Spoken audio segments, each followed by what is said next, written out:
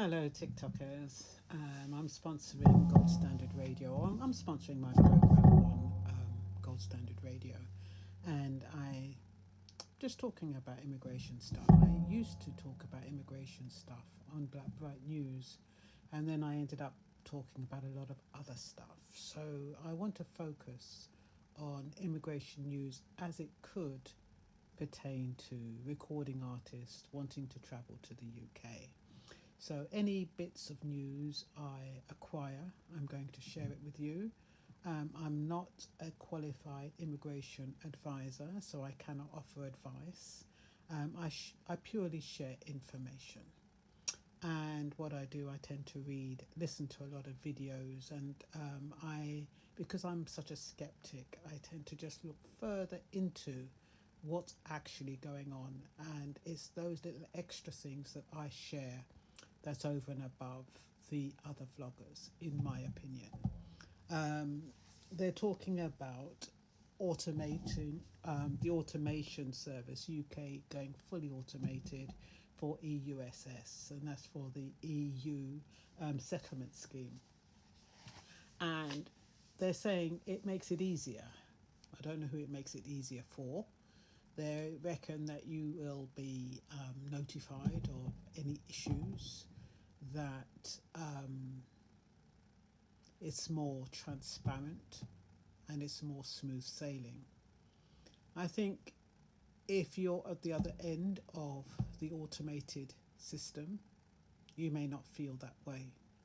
Many of us have tried to contact an organisation or a company only to be faced with some of these bots or robots or automated, oh, what do you want, please explain what you want in a few words, and they still don't get what you're saying.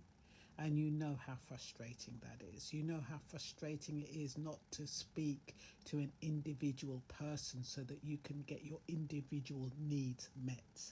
We all have been there, regardless of whether or not we come from another country or we're in this country. Those who come out of England are probably finding it even more frustrated than we do with just general things like calling your GP or calling your bank or anything like that, where we're constantly frustrated at being automated and being forced to be automated. It's almost like they design the responses, and they force you to couch your questions in a way that the robots can understand, which that is not always as simple as that. So when the UK government or the Home Office are talking about automated systems for the EU settlement scheme, and that will affect a lot of artists coming into the country who will need to use this scheme, it's not going to be an easy road. It's not an easy road. But anyway, so the guidelines are meant to simplify the immigration process. It's supposed to be a more transparent approach to the points-based system. Points-based system, we all know what that is, and I'll talk about that more specifically in a separate video. But it's the criteria that you need in order to to qualify entering into the UK.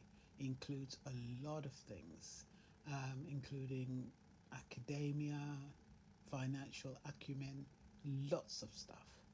So and then it says it gives a clear idea of how applications are being evaluated. And when it says it's giving you a clear indication of how applications are being evaluated, that just means that they may respond and say, we've received your application. We'll be in touch with you within 7 or 10 days or whatever their criteria is. And then it will probably mean a follow-up note, which is also automated. Sorry about the delay. We'll be in touch with you again in another 7 days. If you haven't heard from us, please contact blah, blah, blah, and you still can't get through to anybody. That is their definition of keeping you updated and keeping you in the loop. You're nowhere near in the loop, because when you try to speak to somebody, it's almost impossible to speak to a human voice. Sometimes when I call an organization, it's almost like, it's not like a miracle, but it's almost like a sense of relief to hear a human voice at the end of the phone. Sometimes I'm like, oh, are you human? I've actually had to say that to a representative at the bank. I've also, when I've been responded to quickly, it's almost like I've got the element of surprise. It's almost like it's not the norm anymore. It's not the norm to speak to somebody. And how sad is that? It's not the norm to have somebody respond to us promptly. So when you're involved with an organization that offers you the personal service and responds to you promptly, value that organization, because it won't be here for very long. It says there's going to be a stronger focus on employers' responsibility. So you know what that means? It means that employers are going to be more fearful about employing immigrants. And it's all a part of the same thing.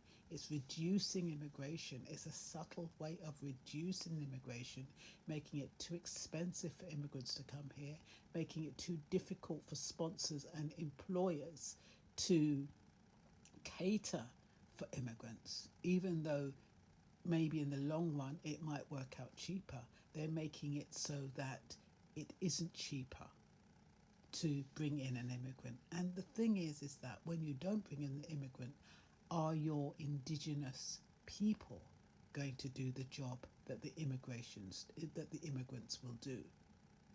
The majority of indigenous people do not want to do the jobs that immigrants do. And they're saying that the immigrants are taking their jobs because they're working for less money. And they're not willing to work for less money. That is the problem. If the indigenous people, i.e. the people who were born in the UK, were willing to take a job just for the sake of having a job, appreciate having a job. And yes, it might not give you the salary, it might not command the salary that you want, but just how did we used to feel when we were offered a job? We used to have a sense of joy, a sense of achievement. We were overjoyed when we were told that we had been accepted. Now people are accepted for a job and they're like, oh God, I got the job. Yeah, but now I'm going to have to go into work. Now I'm going to have to wake up early and go into work. That is the attitude. People do not want to work, and yet they're resentful for those that do. And they make it difficult for those that want to come in and earn a living. That's where we've reached. And we've reached a point where, okay, we have indigenous talent in the UK, but how refreshing is it to have different kinds of talent? But they don't want to open the door to international talent unless they're rich and famous already. They don't want to open the door, and yet they are not, the talent that they have in the UK is not as creative, and they cannot benefit as much as merging different cultures into the music. The stronger focus on employers' responsibility. They need to be proving that their salaries are competitive. There are going to be other considerations, stricter requirements for visa, and more scrutiny, more financial requirements. So you know you're going to be run through the mill if you want to come to the UK. So that was basically about UK automation and what it means for many of us who don't like it. And that's all for now. Bye-bye.